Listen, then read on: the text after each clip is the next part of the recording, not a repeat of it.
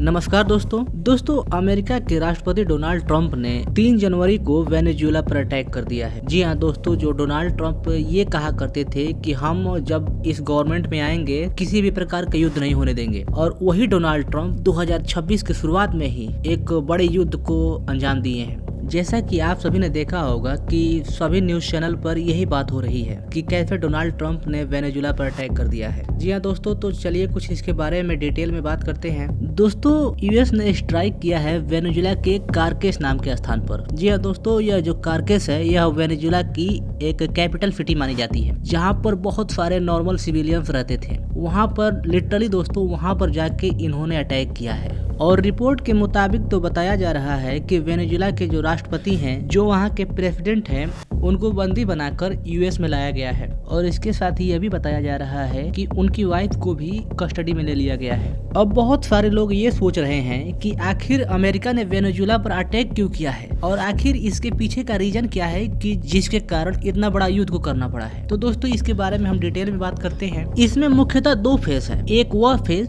जो अमेरिका दुनिया को दिखाता है, और दूसरा वह फेस है जो कि दुनिया देखती है कि अमेरिका कैसे कर रहा है। जी हाँ दोस्तों, सबसे पहले हम बात करते हैं कि अमेरिका क्या बताता है और क्या बोलकर वेनेजुएला पर अटैक किया है। दोस्तों इसने कहा है कि जो वहाँ के जो प्रेसिडेंट है मदुरो, वो अलग अलग प्रकार की इलीगल एक्टिविटी करते हैं। वह गलत तरीके से वेनेजुएला में प्रेसिडेंट सिलेक्ट हुए हैं, और इसी को लेकर डोनाल्ड ट्रंप ये भी कहते हैं कि ये जो मदुरो है बहुत सारी अलग अलग इलीगल एक्टिविटी करता है, जो कि पूरी दुनिया के लिए खतरा बन सकता है, और यही रीजन है कि हमने वेनेजुएला पर अटैक किया है। लेकिन दूसरे फेस की बात करें, जो कि पूरी दुनिया को पता है कि अमेरिका का आखिर इंटेंशन क्या है वेनेजुएला के ऊपर अटैक करने का। तो दोस्तों इसके पीछे का रीजन है क्रूड ऑयल। जी हाँ दोस्तों, क्रूड ऑयल ही वह मेन रीजन था जिसके कारण अमेरिका ने वेनेजुएला के ऊपर अटैक किया है। दोस्तों इसमें होता यह था कि जो वेनेजुएला है वह रसिया और चाइना जैसी बड़ी कंट्री के साथ बहुत ज्यादा मात्रा में ट्रेड करता था, और आप लोग जानते ही हैं कि रसिया और चाइना अमेरिका का कितना बड़ा दुश्मन है। इसी को लेकर अमेरिका ने वेनेजुएला से कई बार बात करने की कोशिश की थी,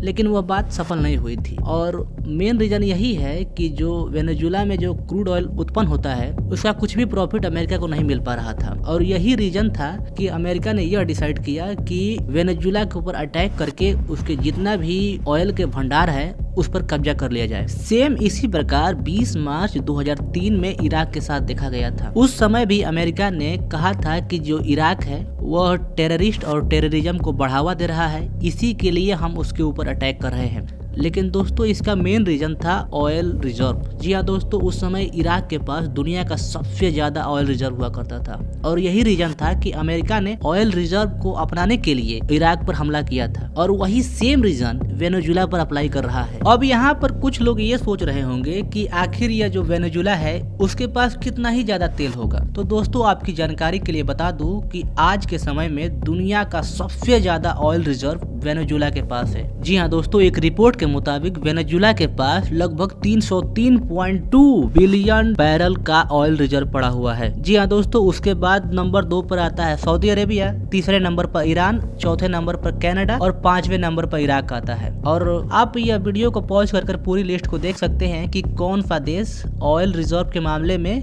किस नंबर पर आता है। अगर दोस्तों बात करें कि ये जो अमेरिका और वेनेजुएला के बीच युद्ध हो रहा है, इसका इम्पैक्ट इंडिया पर क्या पड़ सकता है, तो दोस्तों आपकी जानकारी के लिए बता दूं कि केवल 1% या फिर 1% से भी कम ये जो क्रूड ऑयल है उसका बिजनेस होता है। मतलब कि ओवरऑल निष्कर्ष ये निकलता है कि डायरेक्टली कोई ज्यादा इम्पैक्ट तो नहीं पड़ेगा, क्योंकि 1% वेनेजुएला से बिजनेस करता है। अगर बात करें सबसे ज्यादा इम्पैक्ट किस कंट्री पर हो सकता है, तो दोस्तों इस लिस्ट में चाइना नंबर 1 पर आता है। जी हाँ दोस्तों, एक रिपोर्ट के मुताबिक बताया जा रहा है कि चाइना लगभग 85% वेनेजुएला का जो क्रूड ऑयल है उसको इम्पोर्ट कर लेता है। मतलब कि ओवरऑल निष्कर्ष ये निकलता है कि ये जो अटैक है इसका इंडिया के ऊपर डायरेक्टली कोई प्रभाव तो नहीं पड़ेगा, लेकिन इनडायरेक्टली प्रभाव पड़ सकता है। अब जो भी होगा, जब मंडे को मार्केट खुलेगा तो इसका असर देखने लायक होगा। दोस्तों अगर वीडियो पसंद आई हो तो सब्सक्राइब जरूर करिएगा। मिलते हैं किसी और वीडियो में।